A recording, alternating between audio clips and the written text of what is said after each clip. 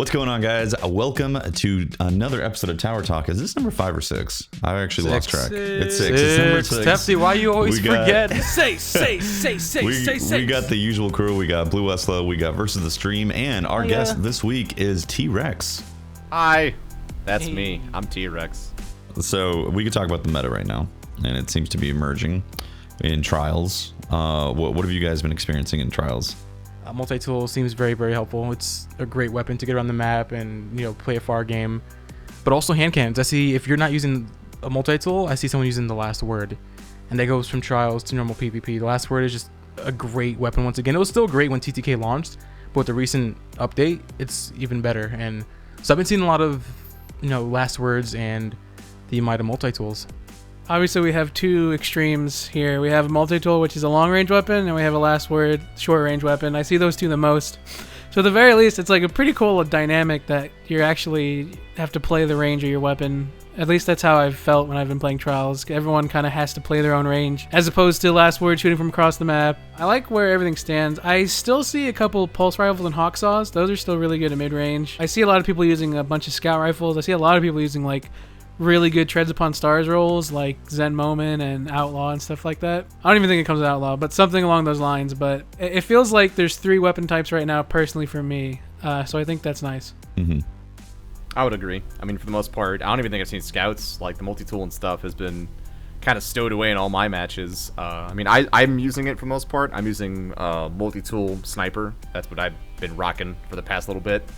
I was using First Curse for a little bit for fun, and I actually really enjoyed it, because if you have enough of the light advantage, it can be a 2-shot headshot, and it has a pretty vicious range on it, which is pretty fun. But yeah, predominantly, last word sniper. I think the reason why it's more predominant now is because when, shotguns got nerfed the first time, a lot of people in Trials thought the meta was going to do a hard shift, so they started practicing their snipers and all that kind of stuff. So I think now you're seeing a lot more competent teams, because now they actually do have a long range and short range competence versus I have a sniper, but I'm never going to use it. They had it for when they knew, I have this guy's flanked. He has no idea I'm here. There's no way in hell I can miss the shot kind of thing. Now people are actively opening encounters with a sniper, going head to head a lot more often than they used to, versus going for a flank for a shotgun or for a last word kill. So I would say overall Trials is a bit more competitive than it used to be. It seems like for me that pretty much it was Mida and last word.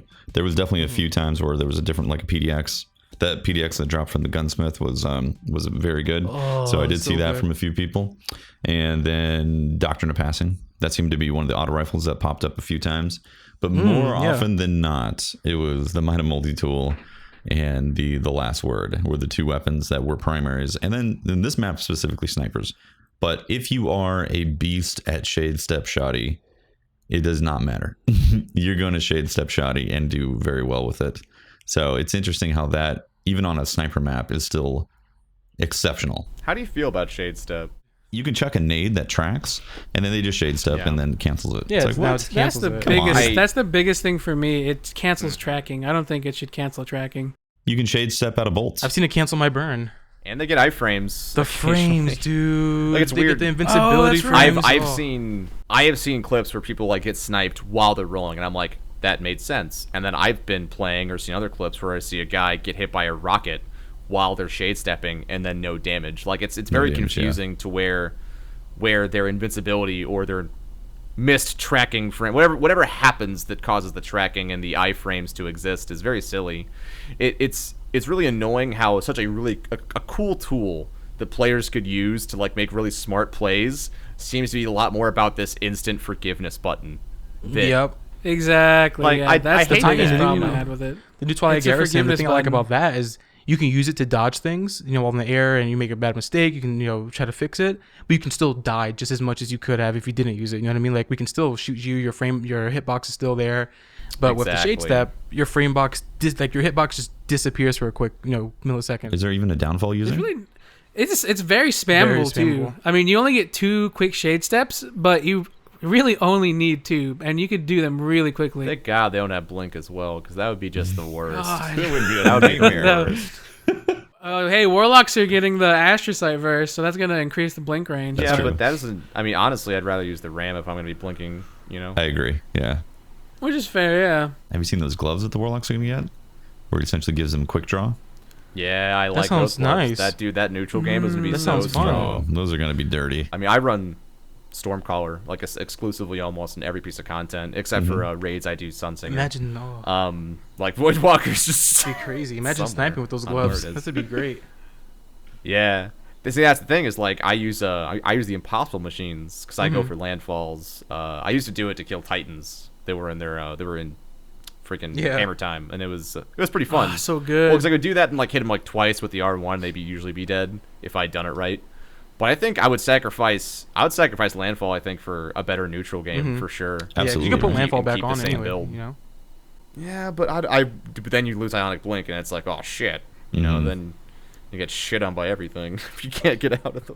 I don't think people realize how squishy Stormcallers are without Ionic Blink. Yeah, no, that's why I refuse to run without it. Because honestly, I hated Stormcaller, hated it, and I'd leveled it up enough, and then I got Ionic Blink, and everything fell together for me. Where I'm like, I now like this class, but until I got it, then I despised it. I was like, why would I not play, you know, Voidwalker or Sunsinger compared to this trash? You know, now it's my go-to for everything. Nice. I have yet to level mine up. I need to do that. Do it. Hefty, please. It's my last subclass on the PS4. It's a pretty weak subclass until you start getting to the later stuff, and then you really start getting the meat and butt, like the good stuff of the Meat and Stormcaller. butter. The butter and meat. The meat and The butter. The butter. Oh my god. So it will be very interesting when those gloves show up as well. With that, I think it gives you quicker reload and handling. I'm sad we don't have them yet. Yeah. So that mixed in with the Tele Lock. That'd be interesting. That's That'd be Lock. fun, dude. That'd be so much fun. That might be interesting for combos, because we don't really have a class right now that promotes you combining your weapons to do something proper. I mean, I think the closest thing we have is the Midas sidearm combo. I'm used to in games there being like at least one or two combos where people can like really do like a 1-2 thing to kill most people. So this will be interesting. I don't know. I don't know if it's actually going to work like that, but that sounds like a really unique exotic. So I'm excited for that. That's actually why I've liked multi-tool with a sniper on a Blade Dancer with a quick draw. You can body shot someone, switch out real quick, and just hit him in the multi-tool shot. Yeah. Yeah, this sounds good. So nice. I'm like broken on that because I I've done had a it the tough other time way. when I switched to other classes and like I noticed how much longer it takes to pull out my weapon. I'm just like, oh my god, I can't. You get do spoiled. The quick. You get spoiled by You it. get extremely spoiled. It's like I'm spoiled by the Warlock melee, so when I go to like Titan or Hunter, I'm like trying to melee people from afar and nothing happens. I throw like smoke at them and stuff. Sunbreakers and Stormcallers. I think those are still I'm like actually strongest happy in how fast you can PvP. kill Sunbreakers now. But- Like, I've actually killed a Sunbreaker with my multi-tool today. Like it was great. Like I was just shooting him and killed him. I was like, wow, really? This is cool. Yeah, they're I'm happy. killable. I would say the only thing I would like out of Sunbreakers for them to change, if they were going to change anything, this is the only thing, is if they could reduce the amount of time that it was actually active, but to compensate for it, decrease the amount of power that gets consumed when you throw a hammer. So you can effectively throw the exact same amount of hammers, ideally in the same amount of time, or in like the smaller amount of time. Yeah, just so if they can't I find think that'd be someone, it fair. goes away faster. Yeah, I just feel like it lasts a long Makes sense. time. It's super strong. Transcendence, I would say, needs something similar on Stormcallers. But the only thing I would say about that is that Stormcallers also can't throw their super. And even with Blink, like on a big open map like the one we're playing right now, like you can't catch people. It's too big. You can't pincer them, so they just keep, blinking around and running around. And it's just it's annoying having any kind of not insta kill chase super. It's obnoxious. If we are going to keep Transcendence at the current length, that we should probably like have a trade-off for it. Like maybe if we use Transcendence, we lose our energy, like our grenade. Sorry, that should and already melee be energy when happening. we I activate forgot to mention that. Transcendence. That should already be a thing. You should not that should be able to definitely- keep your grenade in your melee. Yeah. Yeah, it's a free +1 just because you get your super, and I think I it agree shouldn't with be a that. free +1. I think Yeah. it I should agree just with be a trade-off. Maybe that'd be Be a nice enough, balance. but I still feel like maybe that. I mean, that's coming from someone who, that's my favorite class. Like, I understand that it needs to be tweaked. I just don't necessarily know the amount of tweaking it needs without breaking it and making it worthless. It's a very, very specific. Like with the with Yeah. Sunbreakers, you kind of take a hammer to them, and they'd be okay. But with Specific build, Stormcallers, but if they you have mess a with it, then they're very, pointless. very, very like thin balance. Yeah, because like I said, right now, I don't really have much desire to level it up. But you guys, as you say, as you max it out, it becomes a lot more entertaining to use. I mean, Ionic Blink already takes a pretty significant amount of your super. So if you don't have Transcendence, Stormcaller right now is a little bit... I mean, it's a very kind of a below average super without Transcendence. But obviously with Transcendence, it becomes a ridiculously good super, so... Without Transcendence, the class feels perfect. Transcendence may just need to be tweaked down from as strong as it is to, like, maybe remove a couple seconds, 2-3 seconds, because... I will say I have personally died at the tail end of a Storm Trance enough times to know, like, if you just, like, a little bit less from you, and I would have been fine. So, what I will encourage everyone to do, though, is if they have complaints about a class, don't bring those complaints from Rumble. That is, Mayhem Rumble or Mayhem Clash. Like, that's what I see. Oh my god! Like, I died 3 times to the same Storm. You're gonna lose all the time. Yeah, it's because you spawn instantly, like... And the game dicks you over, like... And Mayhem. Yeah, so you can't be mad about that. But that's why I try to take all my opinions from, like, Trials or from normal Crucible. Mayhem can give you a good idea based on, like, for example, everyone was playing Hammer Titan for a very specific reason in Mayhem. But, like, short of that, they're just... Yeah. Stop doing that. Stop. Just stop. Speaking of normal Crucible, there's been a thing that's been resurging that we all thought was put away. Thorn. Ab gonna go off on the Thorn here in a second. Do you like getting killed by the Thorn in regular Crucible, Ab? I don't really care for it. It's still surprising to see someone use it like that. Like, it's surprising to see it come back out of nowhere. Like, hey, that's a 160 gun. Or is it 160? Is it? I can't remember. 170. 170. It's like, hey, it's a 170 gun, and like it's destroying again. Everyone hated it in year 1, and Bungie knew how much everyone hated it. But I went against Triple Wreck. Shout out to Triple Wreck. I went against people from his clan. 6 people using Thorn. 6 people using Thorn, and people that know how to use it. It's ridiculous. But I went against, like, if you go against like one guy who used it, you can beat him. Like, it's like, oh, you got to kill off you because you can get your shots in. But a multi-tool versus a Thorn, if you both get all your shots in, you'll still have and you beat him first, you'll still have like a good chunk of health left. You won't die. But when you go against like a group of people who know how to use it, it's annoying. Whenever anything from year 1 kills me, it just really annoys me. Like, no matter what it is. It could be a Benevolence, it could be a shotgun, it could be a fusion rifle. I'll be like, just fucking stop.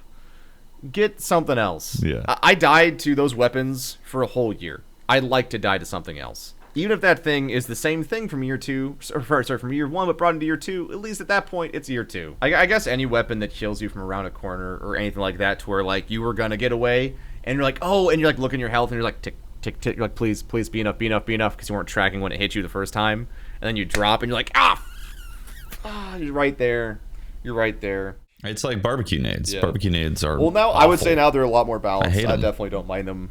They feel fine to me now. I hate getting cooked by them. I like that, being cooked. I never heard someone say that. Like, I'm getting cooked by a Thorn. Yo, we got a barbecue over here. Save me. I know at the end of the day, like, I think we would all agree that although stuff like that's frustrating, I guess this stuff has been a step in the right direction. But weirdly enough, do you ever think to yourself, I liked year 1 Crucible better than what we have now? No, not for me. I like what we got right now. Not at all. I feel like we have a little more variety than we've had in the past several months. And the unfortunate thing is that's just how the meta works, is even if things are relatively balanced, people are always going to gravitate toward very specific guns. They're always going to gravitate toward 1 or 2 things, and I'm comfortable using more weapons than I was the past 6 months of Crucible. So that's why it's a hit for me. Yeah. Do you think it would be a bad thing if the game ever got to a point where the majority of gun types are viable and they each have their own counter to them? So now it's up to the player to figure out strategies on how they play the game, how to approach another person using a different type of weapon, and being able to counter that weapon no matter what. And now it's just all about skill, like how that person plays. I think we would all want that to happen, but I literally do not believe there is a single FPS game in existence that has that. Period. That is too much to ask, sadly. I wouldn't say this is the closest we'll get, but I think that maybe they need to change the way. So here's what I hope going forward is that they don't change the way the gunplay feels. I feel like at this point it's a numbers game to figure out where things should sit better. But I know for me, I've always been a hand cannon guy, even before like alpha, beta. Like that's what I always grabbed because I just liked the way it felt. It felt fun to use. And way back when, before I even got my first exotic, I was using a Lord High Fixer with third eye and rangefinder. I think that's what I had on it. So that way I could like, see my radar and shoot guys from far away. I've always loved a long range hand cannon. I feel like there's no gun for me aside from the first curse, but the first curse's fire rate's so like duty butts. And even then, for like a quote unquote long range hand cannon, I feel like the Might outshoots it. Sometimes I kind of liked year one because I just liked hand cannons. It's not saying I can't play with anything else, but I hope that Bungie can address like having a weapon class in a specific gun, even if it's just one exotic. That's like, if you like this weapon class, this is a weapon for you for Crucible. And I feel like we might get that eventually if the weapon classes get perfectly balanced. I mean, perfectly balanced, but good enough balanced. But till then, I just kind of feel out in the cold for like my primary weapon choice.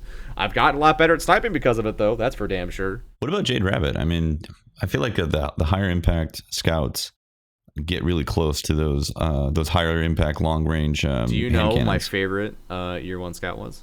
Which one was that? It was the Scholar. Scholar. No, Scholar fucking tore, dude. Scholar all right, was if great. you can get medium long range, you will win a firefight.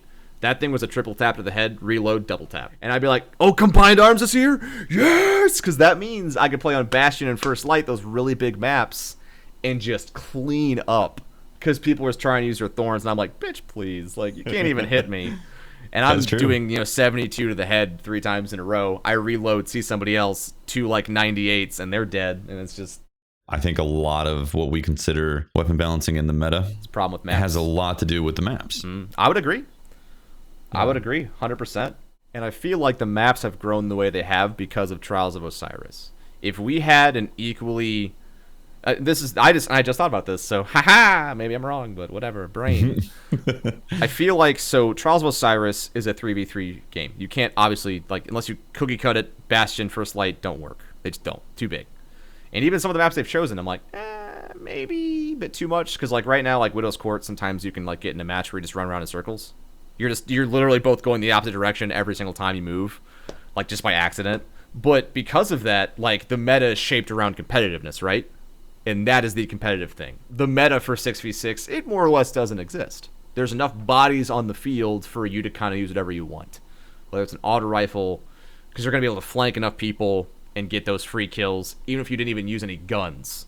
So maybe if we had a competitive 6v6 game mode, the meta might be a bit more shifting, because that would open us up to use those bigger maps and stuff like that. I'm not saying it has to be elimination, but that'd be really cool going forward if we had something on the competitive scale of Trials for a 6v6 team. I mean, then guns that are good at crowd control would be a lot better. And sure. and I imagine shotguns would definitely be more viable than snipers in a 6v6 game mode. Because you'd be able to walk into a room and be the last one walking out. It's a lot of bodies. So when you say a competitive mode like that, are you talking about elimination in 6v6? Because Iron Banner is kind of dancing that line already as... Iron Banner doesn't count. It just doesn't count. It's endgame for sure, like where you get, you can grind out. And I would say, people are probably a bit more on their toes in Iron Banner than a normal Crucible, but it's not near the competitiveness of But some Trials, people do consider the Iron Banner like, oh, this is some competitive Destiny. And I don't because like there's too many supers and there's too many special ammo boxes. Like that's the biggest problem with 6v6. There's heavy, there's other things. I would 100% agree. So I'm not trying to shit on any of those people. You're wrong. You should feel wrong. And feel T-Rex. Maybe it should be just a brand new game mode. Like, can you imagine like a competitive CTF, like legit like CTF or King of the Hill type thing, like things that are based more about the objective? I feel like right now we have Clash and Control, and that's it. Like Rift, I honestly don't think Rift is competitive because it's just, I don't know. The maps just don't seem like it's a fun game mode for sure, but I don't think the maps are built too well for it.